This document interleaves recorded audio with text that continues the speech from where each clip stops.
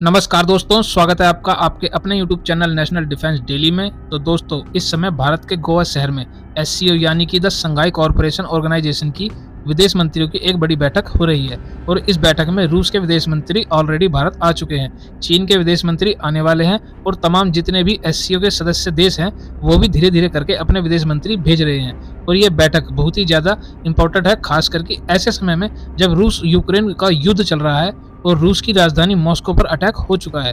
ऐसे में अमेरिका समेत पूरे यूरोप की नज़र इस बैठक पर है। लेकिन एक और कारण है जिसकी वजह से सभी की दिलचस्पी इस बैठक में है, वो कारण है पाकिस्तान के विदेश मंत्री। दरअसल ये जो बैठक है ये काफ़ी लंबे समय पहले होनी तय हो गई थी, लेकिन पाकिस्तान इसमें अपना विदेश मंत्री भेजने में आनाकानी कर रहा था। यहाँ तक कि चीन, जिसने ये संगठन का निर्माण किया है, उसने भी कहा पाकिस्तान को कि आप अपना विदेश मंत्री भेजिए, लेकिन इन लोगों की अकड़ इतनी ज़्यादा बड़ी थी कि अपना विदेश मंत्री भेजने को तैयार नहीं थे। यहाँ तक कि आप जानकर हैरान होंगे कि अब से एक हफ्ता पहले तक तो इनकी सरकार अपनी सुप्रीम कोर्ट में हलफनामा दाखिल कर रही थी कि हम इलेक्शन नहीं करवा सकते क्योंकि हमें खतरा है, भारत कभी भी हम पर अटैक कर सकता है, हमारे साथ युद्ध छेड़ सकता है। और इस बयान से आप अंदाजा लगा सकते हैं कि इनका रुख भारत के प्रति कैसा था।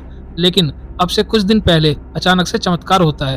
पाकिस्तान की सरकार बयान देती है कि हमारा विदेश मंत्री भारत जाएगा और वो विदेश मंत्री बिलावल भुट्टो भारत आ भी चुके हैं। और ये भी कहा है कि भारत में हम चाहते हैं कि ये बैठक बहुत ही ज़्यादा सक्सेसफुल भी हो।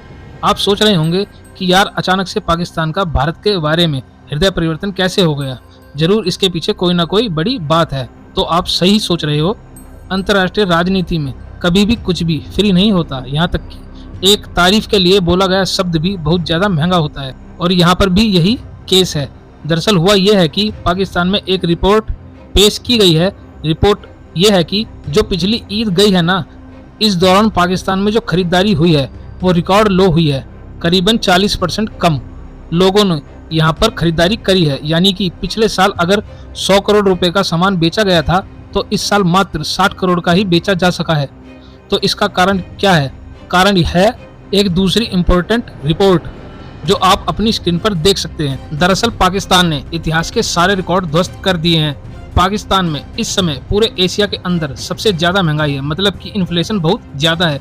करीबन 36.4% यहाँ पर महंगाई बढ़ चुकी है। और अगर ये फाइनेंस के आंकड़े आपको आसान भाषा में समझाऊं तो ये मान लीजिए कि इस समय पाकिस्तान के अंदर चीज़ों का दाम 36.5% की रफ्तार से बढ़ रहा है। अगर कोई चीज़ 100 रुपये की है तो वो बढ़कर 136.4 रुपये की हो चुकी है। और ये कितनी ज़्यादा है? दरअसल इसके लिए आप श्रीलंका से पाकिस्तान की तुलना कीजिए।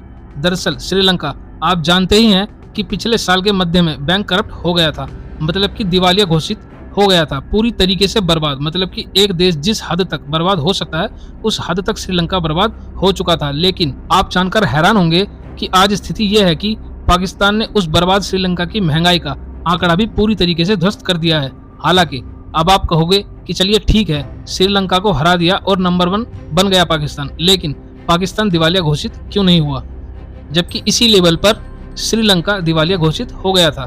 तो मैं आपको एक उदाहरण देकर ये पूरा मामला समझाता हूँ। दरअसल आपने देखा होगा कि जब पहाड़ों में ज़्यादा बारिश होती है तो नदियों का जलस्तर बढ़ने लगता है। ऐसे में जो नदियों पर बांध बने होते हैं वहाँ पर भी जलस्तर धीरे धीरे बढ़ने लगता है। ऐसे में जो बांध है उससे आपको पानी छोड़ना ही पड़ता है, वरना बांध टूट जाएगा। और पानी छोड़ने की वजह से होता यह है कि जो आसपास के गाँव होते हैं, नदियों के किनारे होते हैं, वहाँ पर 5 से लेकर 10 फीट तक पानी हो जाता है और थोड़ा बहुत जान माल का नुकसान भी होता है। लेकिन मान लीजिए कि सरकार जनता के गुस्से को देखते हुए बांध से पानी ना छोड़े, वहां पर पानी भरने दे, जिससे होगा ये कि जो बांध है वहां पर पानी हद से ज्यादा भर जाएगा और जब पानी हद से ज्यादा भर जाएगा तब होगा ये कि बांध टूट जाएगा।